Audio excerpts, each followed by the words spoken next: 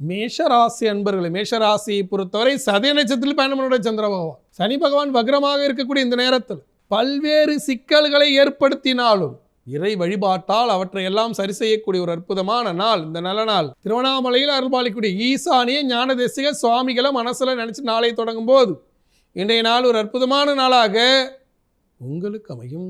ரிஷபராசியை பொறுத்தவரை மிக மிக அற்புதமா இருக்கு.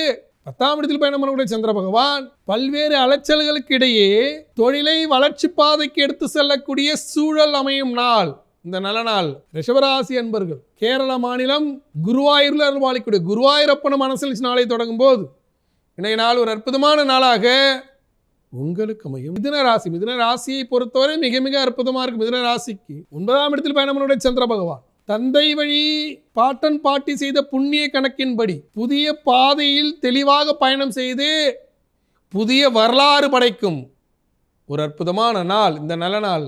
மிதுனராசி என்பர்கள் பாண்டிச்சேரியில் அருள்பாலிக்கூடிய மணக்குல விநாயகரை மனசுல நினைச்சு நாளை தொடங்கும் போது இன்றைய நாள் ஒரு அற்புதமான நாளாக உங்களுக்கு அமையும். கடகராசியை பொறுத்தவரை பூச நட்சத்திர சந்திராசிரமம் இருக்கிறதால அன்றாட வேலைகளை செய்யுங்க. யோக சனி காலமானது தொடங்கி இருக்கிறது. இந்த சனி காலத்துல சனி வக்ரமாக போது சில இடைஞ்சல்களையும் சில பிரச்சனைகளையும் தந்தாலும் அவற்றையெல்லாம் இறை வழிபாட்டால் சரி செய்ய முடியும். இன்றைய நாளை பொறுத்தவரை எந்த ஒரு விஷயத்திலும் கவனமா இருக்கணும். அடுத்தவரோட சண்டையிடக்கூடாது. பணப்புழக்கத்தில் கவனமாக இருக்கணும்.